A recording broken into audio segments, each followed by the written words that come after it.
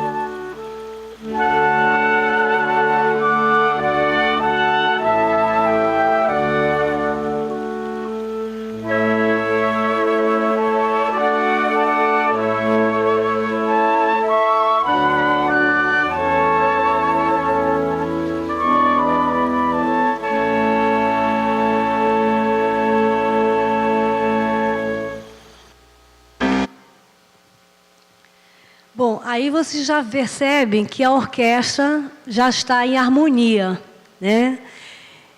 Se vocês perceberam, aquela menina que ele identificou um talento, ela está tocando um instrumento musical. Perceberam? Além dela cantar divinamente, ela também toca.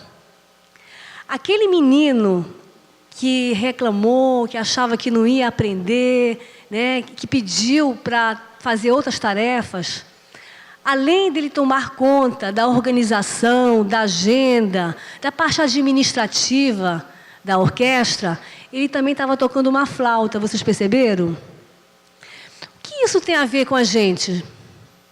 Eu pergunto a vocês, nesse mundo nosso do dia a dia, do nosso cotidiano, o que isso tem a ver? Hein? Aproveitamento do talento. Que mais? Hein? Exatamente. Ah, não, mas eu me formei nisso, eu me especializei nisso e pronto. Tem pessoas que cristalizam no papel? Sim ou não? Tem, né? Aqui, eles mostraram multiplicidade nas tarefas. Eu faço bem isso, eu me identifico muito bem com isso, mas eu também posso fazer isso. Eu acho que no dia a dia aqui, quem não faz isso? Né? Às vezes a gente é muito severino, mas a equipe, gente, ela também tem que rodar nesse sentido. Eu tenho a minha especialidade, eu tenho aquela aptidão para essa tarefa, mas eu também posso desenvolver essa outra tarefa. E aí é sim uma responsabilidade do gerente, do líder, né, de fazer com que a equipe possa experimentar as outras possibilidades. As inteligências múltiplas.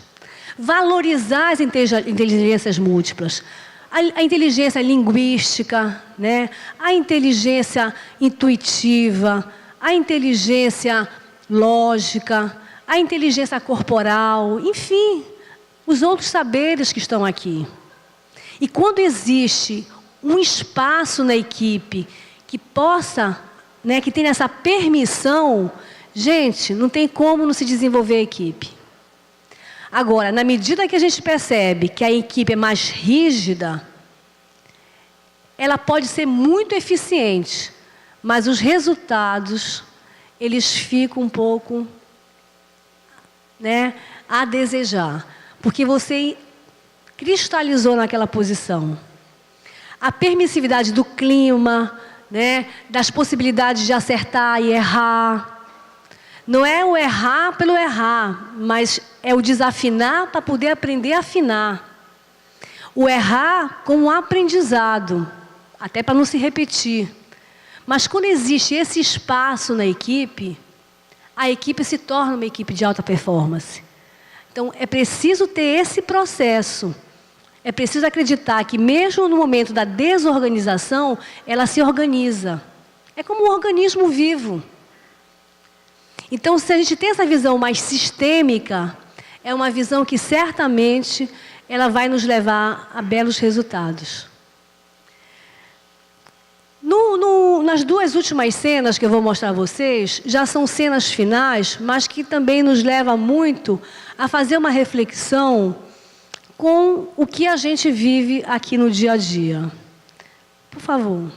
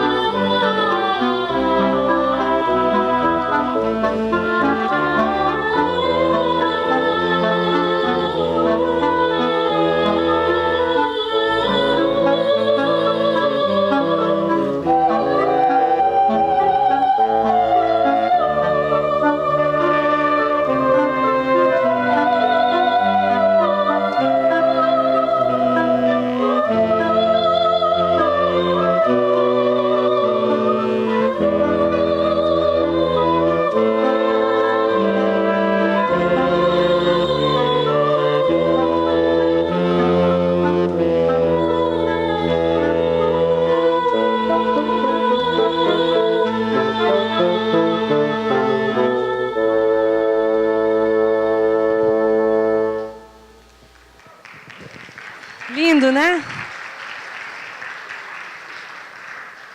Essa cena, gente, sempre me emociona muito. Essa menina, que é aquela menina lá do canteiro de obra, que foi identificado, é Eliana Chagas. Ela é hoje doutora de música pela USP e canta na Europa e Estados Unidos.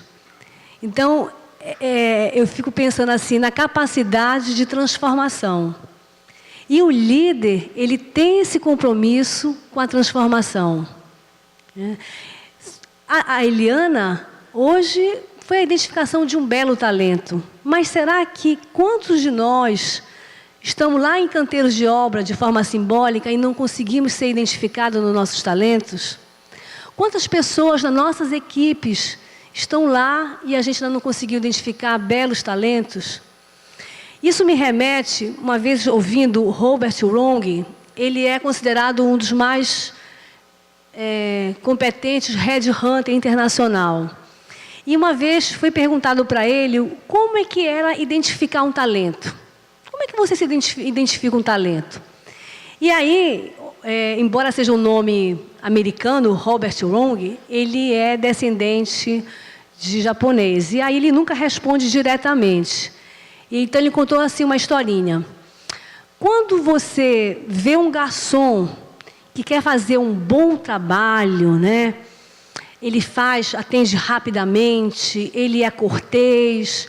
O que ele, em princípio, deseja? O quê?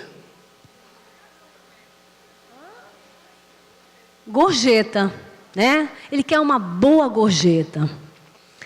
Quando você vê um maître que quer fazer um bom atendimento, que quer dar o melhor de si, o que ele espera, o maître, de um restaurante? Ser elogiado, né? Que os clientes voltem, que fale dele. E quando o dono do restaurante quer que tenha um bom atendimento, que você volte, o que ele está querendo? Ele quer rentabilidade, ele quer expandir o negócio dele, ele quer ter outros negócios, né?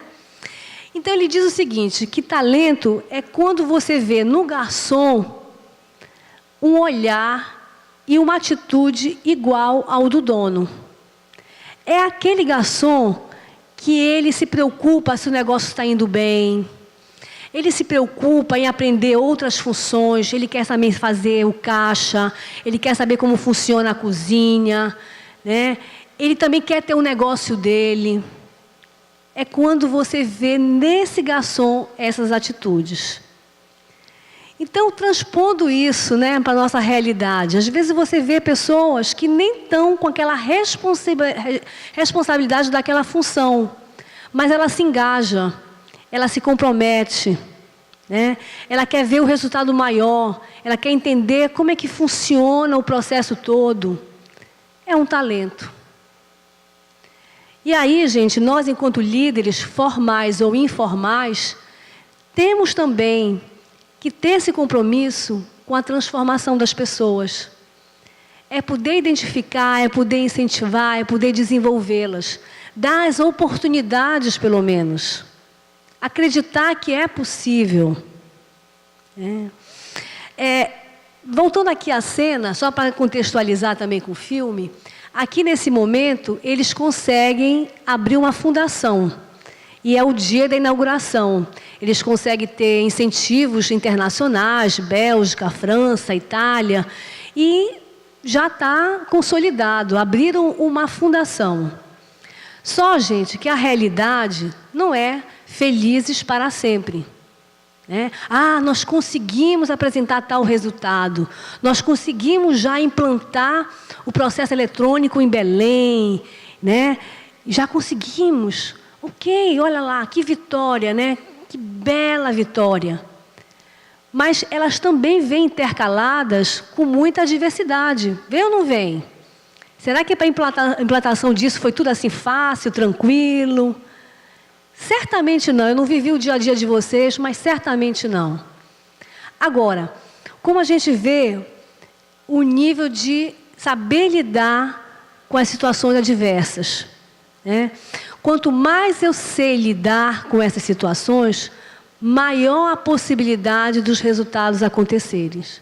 Agora, quanto menor eu tiver esse saber, a tendência é não vai dar certo, a tendência é vitimizar, né? E aí, gente, identificar culpados, né? Por que não deu certo? Faz sentido para vocês isso? Ou não, aqui não acontece? Acontece, né? E aí, eu digo a vocês, e aí eu peço um pouco do crédito, né, para mim um pouquinho. Quanto mais eu tomo o papel de vítima, mais é a dificuldade que eu tenho de assumir aquele desafio. E aí, para mim mesmo e para o outro, eu começo a fazer o papel de vítima para poder não aparecer a minha inoperância. Nesses momentos, são adversos. Creio que em muitos desses momentos a gente tem vontade de, né, jogar a toalha no chão, mas a capacidade de persistir, aí eu vou usar a palavra da água, né, da persistência, que vem junto com a resiliência. Quando vem essa capacidade, gente, a gente consegue reverter um processo. Então, na última cena, eu queria que vocês vissem como aconteceu, porque ele foi acusado, né, depois daí da fundação, ele foi acusado de pedofilia e ficou ameaçado de prisão. Isso para ele foi um momento que ele quase joga a toalha, porque os pais ficaram extremamente envergonhados. E aí tem uma cena que não aparece aqui, mas ele tenta inclusive se matar, né? Mas ele consegue, mesmo indo nesse momento no fundo do poço, ele consegue ter forças para superar esse obstáculo. E nas últimas cenas, o que é mais lindo, conta a história hoje dessas crianças que agora são adultos. O que eles estão fazendo? Quem eles são? Por favor, Alice.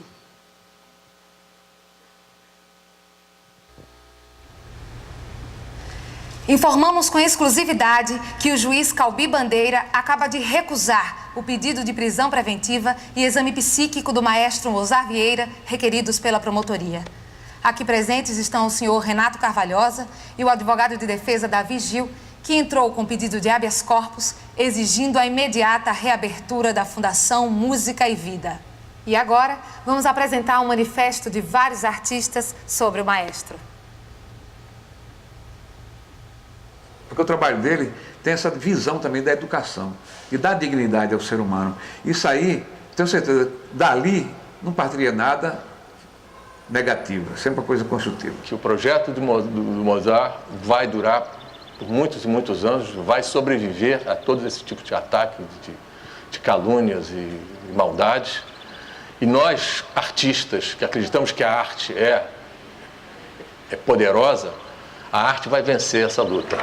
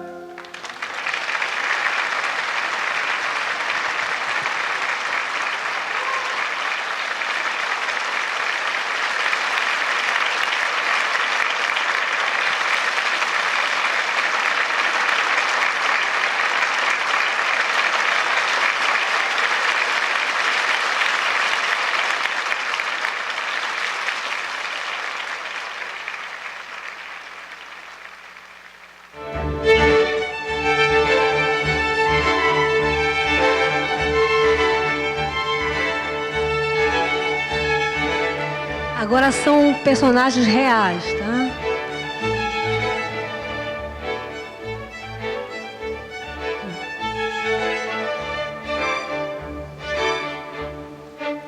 Eles ensaiando, Mozart e os meninos.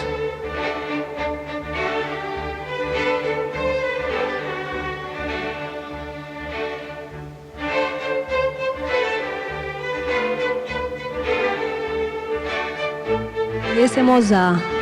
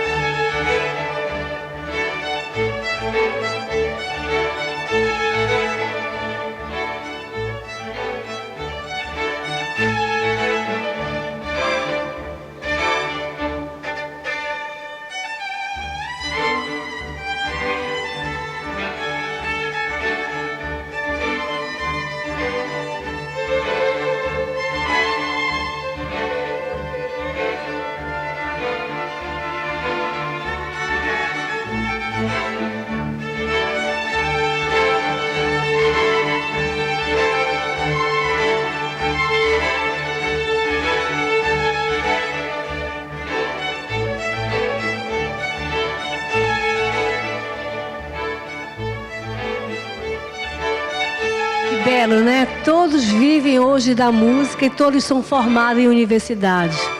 Então, gente, eu acho que isso aí nos mostra que é possível.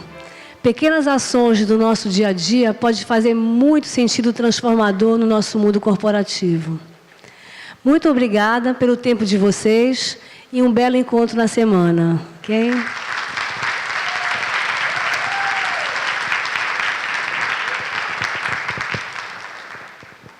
Bom almoço, né?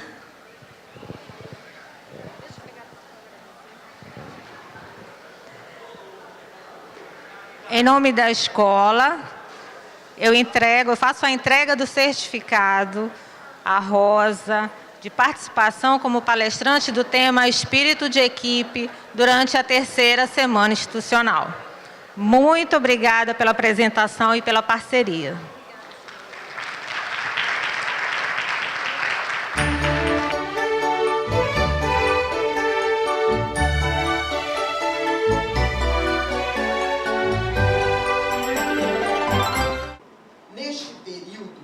Merece destaque a introdução da organização científica do trabalho, que nos interessa de perto, porque essa psicopatologia do trabalho, ela estuda exatamente os problemas mentais que advêm da organização científica do trabalho.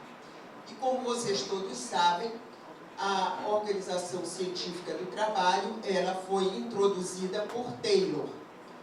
Taylor é um marco na manipulação psicológica do trabalhador. Então, o método taylorista, que é muito bem a melhor expressão fílmica, né, do método taylorista, é apresentada por Charles Chaplin no filme mudo que todos nós conhecemos, Tempos Modernos. Então, Taylor, ele tinha uma preocupação de aumentar a produtividade através da redução de tempos mortos, que ele chamava tempos de vadiagem.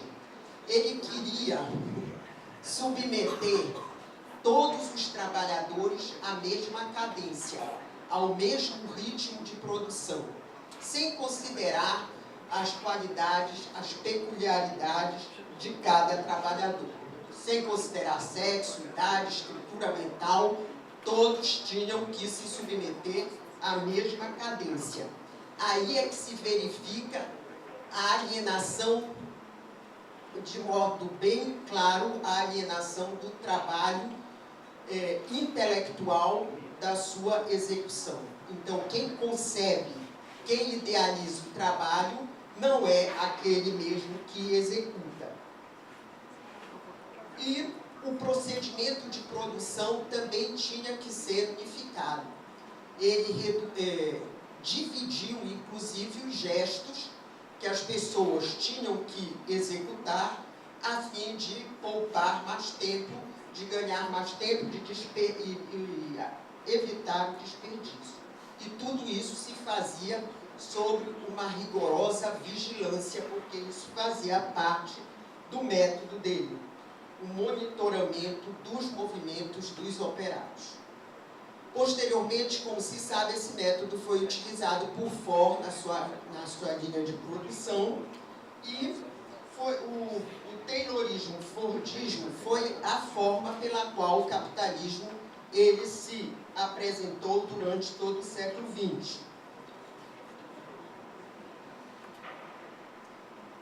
Após a Primeira Guerra Mundial, surgem na Europa as primeiras normas sobre indenização das doenças e cuidados com os doentes do trabalho. Surge a medicina do trabalho. Depois da Segunda Guerra, ocorreu uma nova onda de providências pertinentes à saúde do trabalhador. Estou resumindo por tempo.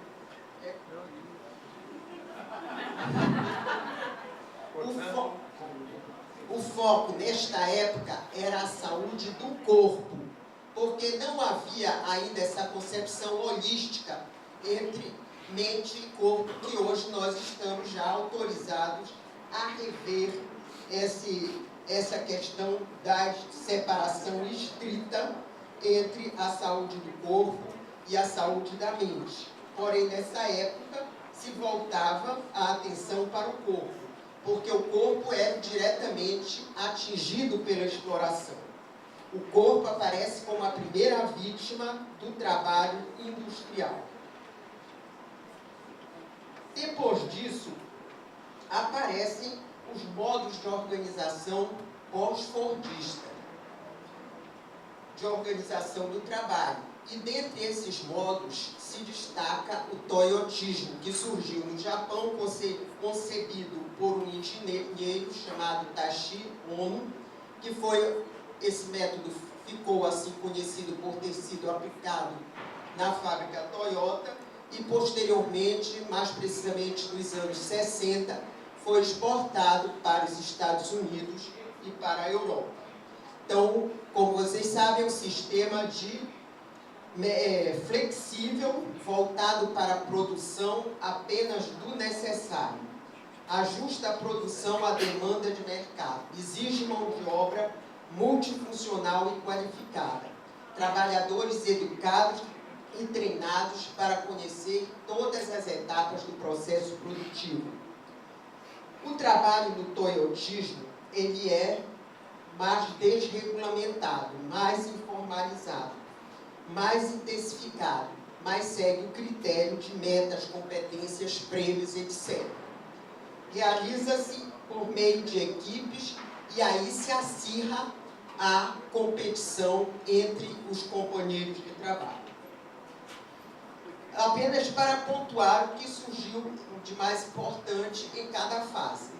Vem a terceira fase, que Dejoux chama a fase que começa a preocupação específica com a saúde mental do trabalhador.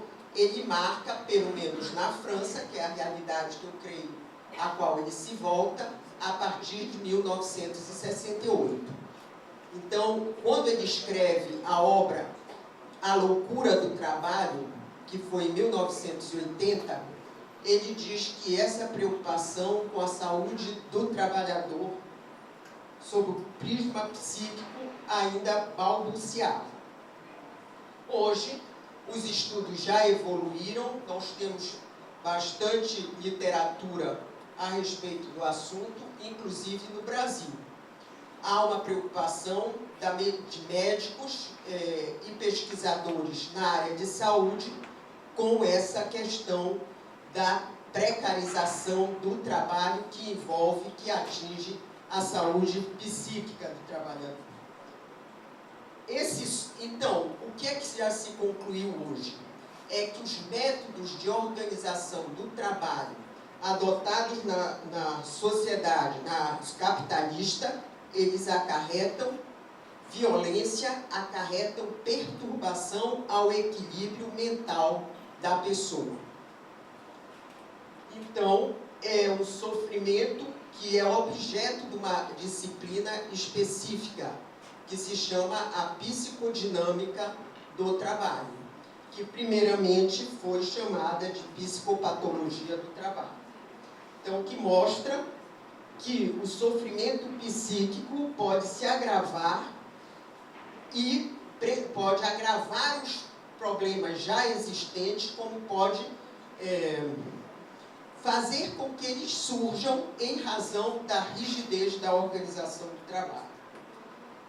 A fonte de nocividade para a saúde mental do trabalhador é, portanto, a organização do trabalho, a divisão do trabalho, o conteúdo da tarefa, o sistema hierárquico, as modalidades de comando, as relações de poder, as questões de responsabilidade, etc. Os modelos de gestão de produção do trabalho humano que despontaram no capitalismo, seja o taylorista, o fordista, os pós-fordistas, eles produziram e vêm produzindo um impacto negativo na saúde do trabalhador e na qualidade de vida. A organização autoritária do trabalho leva o trabalhador a adotar comportamentos estereotipados. Ele abandona o comportamento livre, entendido como aquele que contém uma tentativa de transformação da realidade conforme os desejos daquele que o executa. Então, na organização científica do trabalho, ocorre um processo inconsciente de anulação do comportamento livre. Uma anulação que de Jure diz que é muda, é invisível. E como já dissemos, o grande introdutor dessa organização do trabalho, com esse método de divisão de tarefas, foi Taylor.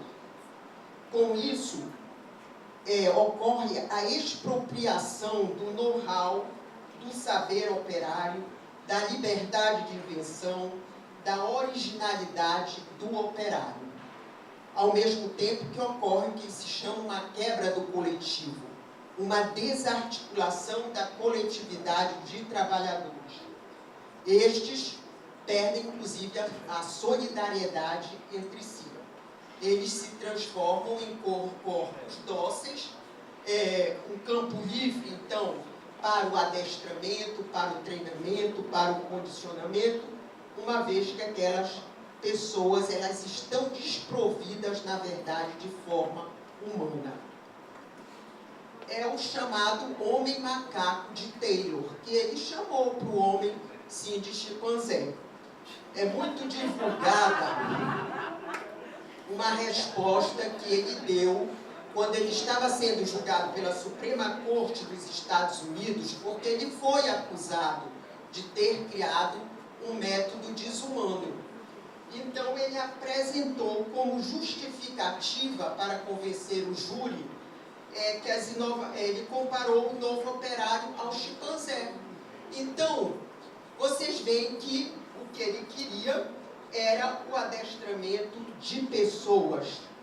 As pessoas, como nós sabemos, elas devem executar o seu trabalho de acordo com o seu modo pessoal e não se submeter a um modo de proceder estabelecido uniformemente para todos, sem considerar a realidade de cada pessoa, as peculiaridades de cada um. Ainda que o procedimento não seja mais eficaz sob a ótica da rentabilidade, o estudo do trabalho artesanal mostra que normalmente o operário consegue encontrar o melhor rendimento quando ele respeita o seu equilíbrio fisiológico. A repetição também é outro fator que impacta negativamente sobre a saúde do trabalhador. Mesmo os indivíduos dotados de sólida estrutura psíquica podem ser vítimas de paralisia mental pela organização científica do trabalho. Esse sofrimento se manifesta através da insatisfação, através da ansiedade, é conhecido como indignidade operária, que se traduz com a vergonha de ser considerado apenas um apêndice de uma engrenagem, não possuir inteligência, não possuir identidade, não possuir personalidade. Também raro se apresenta o sentimento de inutilidade. E são os estudiosos que dizem que isso ocorre tanto para quem trabalha na linha de produção, como para quem trabalha num banco, para quem é um escriturário, que desenvolve uma tarefa de contabilidade. E quem sabe para quem faz sentenças e acordos.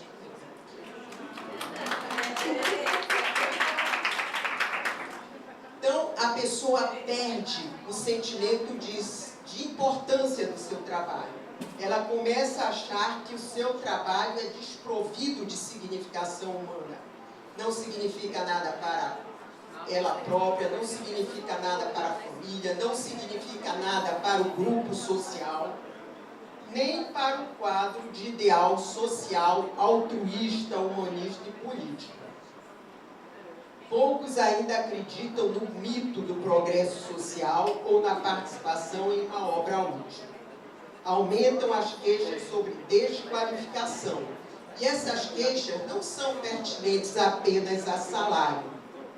Trata-se mais da imagem que repercute do trabalho, do local de trabalho, do tipo de trabalho sobre o meio social. Então, se a tarefa é uma tarefa mais complexa, exige um know-how, mais sofisticado, se ela tem maior responsabilidade, maiores riscos, aí a pessoa, ela se torna mais admirada no meio social. Mas se ele desenvolve uma tarefa repetitiva, uma tarefa monótona, ele passa a perder a sua própria autoestima. Ele entra numa vivência depressiva, com a presença desses sentimentos todos, de indignidade, de inutilidade, de desqualificação, tudo isso aumentado pelo cansaço físico, pois também é demonstrado cientificamente que uma pessoa, ela se cansa fisicamente muito mais quando ela não está motivada, quando ela não está envolvida afetivamente com aquilo que ela está realizando. Esses modelos pós-fordistas, que é o toyotismo, eles só fizeram acrescentar outros males aos males pré-existentes. De todos esses, o mais importante e o mais cruel é a captura da subjetividade do trabalhador.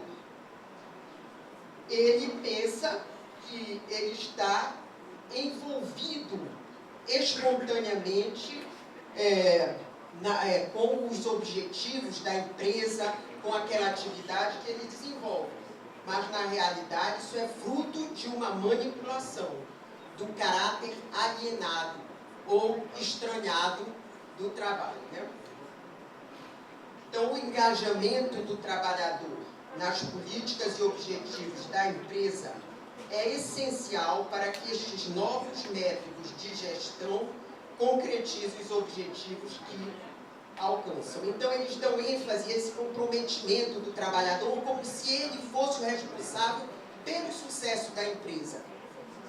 Ele, então, tem que ser qualificado, competitivo, energizado, lindo também, né? Competitivo, tem que alcançar as metas, tem que controlar a produtividade dos seus colegas. Exige-se também que ele não apresente insegurança, insatisfação, esgotamento, sofrimento visível. Ele tem que demonstrar que ele não tem estresse, que ele não tem fadiga. Esses meus estudos a respeito desse assunto me levam a questionar muito, viu, presidente Sérgio, os nossos métodos de avaliação. Então, a distinção, entre a fábrica atual e a fábrica taylorista fordista está apenas no desenho espacial. Muda-se apenas o espaço de trabalho. Então, segundo o Ricardo Antunes, não tem mais divisórias, não tem mais restaurante do peão e da gerência. Os empregados são chamados de colaboradores, sendo só aparentemente mais participativo e mais envolvente, e só aparentemente menos despótica, pois a alienação é interiorizada mais intensamente.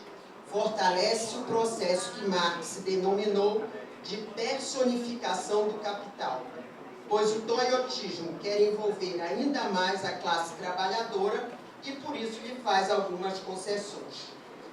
Representa, de acordo com este mesmo autor, a transformação do empregado num déspota de si próprio. Trata-se de uma forma interiorizada e mais complexa de alienação. É um método que extrai de forma sutil a inteligência das pessoas. Ele ensina que as pessoas têm que colaborar sem obrigar essas pessoas a obedecer. Então, é chamada manipulação psicológica. Existe atualmente, segundo Trachtenberg, a psicomanipulação, ou seja, não só a mais-valia extraída do trabalhador, a perda do seu ser em detrimento do bom desempenho profissional, tendo como única finalidade a rentabilidade. Outro traço desse sofrimento do trabalho é a instrumentalização do medo. Então, se usa o medo de ser despedido, o medo de não corresponder às demandas da empresa, o medo de não atender ao que é esperado dele pelo superior hierárquico, o medo de ser humilhado, de ser excluído socialmente, tudo isso é utilizado para obter controle e produtividade. A fixação de produtividade, a fixação de metas, causam, segundo este autor, a erosão da vida mental do trabalhador, tornando dócil a implantação de um comportamento condicionado favorável à produção. O sofrimento mental transforma-se em elemento intermediário, necessário à submissão do corpo. As ferramentas de gestão são, na verdade, instrumentos de repressão e de dominação pelo meio. Outro traço é a deterioração do clima de trabalho. Essa competitividade, já falei, desmancha a solidariedade. Os colegas passam a ser vistos com desconfiança. E fica aí incentivado até o desenvolvimento de práticas desleais que passam a ser vistas como coisas normais. É a questão da banalização do mal que nós assistimos hoje em dia e que é o título também de uma obra de Hannah Arendt e também do Dejoux. Aí o estímulo à competição, ele exacerba o individualismo, ele dilacera o companheirismo, a solidariedade, dissolve os laços de confiança. E essa dissolução, segundo uma médica paraense, inclusive, que eu tive o prazer de conhecer agora em São Paulo, rapidamente, professora formada aqui pelo Pará, mas pesquisadora e professora da Universidade de São Paulo, Edith Seligman Silva. Então, são delas essas palavras. Essa dissolução contaminou também o cotidiano e até a vida familiar. O isolamento social expresso no temor do contato com o outro é bem demonstrado na preferência de muitos pelo contato virtual, sem aproximação entre pessoas. A virtualidade assumiu um papel central no cotidiano dos homens, mulheres e até crianças. O outro se tornou uma ameaça, pois foi instaurado o reinado da competição generalizada. E isso estimulou o distanciamento entre as pessoas, mas também uma regressão, o recolhimento de cada um dentro de sua concha narcísica. A generosidade tornou-se rara e a gratidão mais rara ainda, ao mesmo tempo em que a ética foi diminuindo no cotidiano social e de modo marcante nos ambientes de trabalho que se transformaram em arenas de competição permanente e muitas vezes cruel. O ponto máximo a que essa violência psicológica pode chegar no trabalho é o suicídio do trabalhador. E é conhecido um caso bastante divulgado do suicídio de 3 empregados num período entre 2006 e 2007 na fábrica da Renault, na França. E eles estão correlacionados com a política organizacional de reposicionamento no mercado, chamada Contrato 2009, também baseada em metas e resultados. E é o Dejoux que, comentando esse fato, ele diz que a pessoa que comete suicídio no trabalho ela está apresentando uma mensagem brutal. Essas 3 pessoas cometeram suicídio entre 2006 e 2007, num espaço de 6 meses cada uma. Uma delas se jogou do alto, que era envolvida nesse projeto Logan, que inclusive viajava muito para o Brasil, era uma pessoa de ascendência portuguesa, e por isso falava bem o português, e viajou diversas vezes para o Brasil, na época em que estava sendo implantado esse projeto aqui, e ele era encarregado pelo projeto desse veículo Logan, e ele já tinha manifestado muitas vezes a sua impossibilidade de continuar com essas viagens, com esse trabalho. Então ele se jogou do 5º andar de um prédio do Tecnocentre da Renault em Billancourt, nos arredores de Paris. A mesma coisa aconteceu em 2007, com o suicídio de mais dois trabalhadores.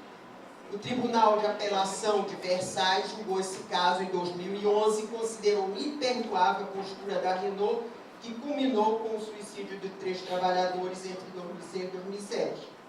E eles reconheceram que a montadora tinha ciência das más condições de trabalho vividas pelo empregado e foi negligente quanto a isso.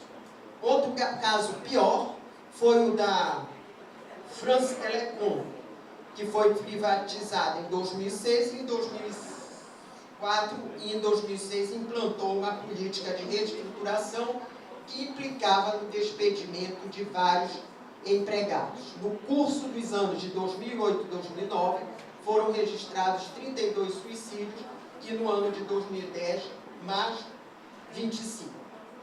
Então a situação é alarmante. Nós poderíamos ficar aqui contando outros casos de sofrimento causados pelo trabalho, o que é paradoxal, porque o desemprego, ele causa o mesmo tipo de problema, porque o que dá razão e sentido para viver pode também constituir em razão e motivo de morrer.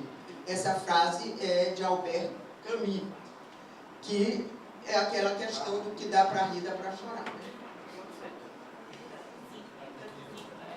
Então, podemos também falar no caroche, que é aquela morte súbita, acidente cardiovascular cerebral de uma pessoa que não tem nenhum risco, não está gorda, não tem colesterol, não tem triglicerídeos, faz atividade física e de uma hora para outra tem uma morte. Também é uma decorrência do excesso de trabalho. Então, o que a pesquisa científica já concluiu é que a organização da produção capitalista é causa de violência psicológica. Ela se manifesta de uma forma bem nítida no chamado assédio moral organizacional, que é já reconhecido pela nossa jurisprudência como gerador da responsabilidade civil do empregador. Mas todos esses problemas, esses dados, essas informações que eu trago aqui, foi para que nós pudéssemos refletir sobre isso à luz da aula, da conferência magnífica da professora Pastora. Agora, porque o tema, para mim, assim, não apresenta uma solução perfeita, nítida, acabada. Primeiro porque a sociedade do trabalho não tem perspectiva de terminar. Parece que ela ainda vai permanecer. O mundo capitalista também. Ele não vai desaparecer, e isso é o CISEC que faz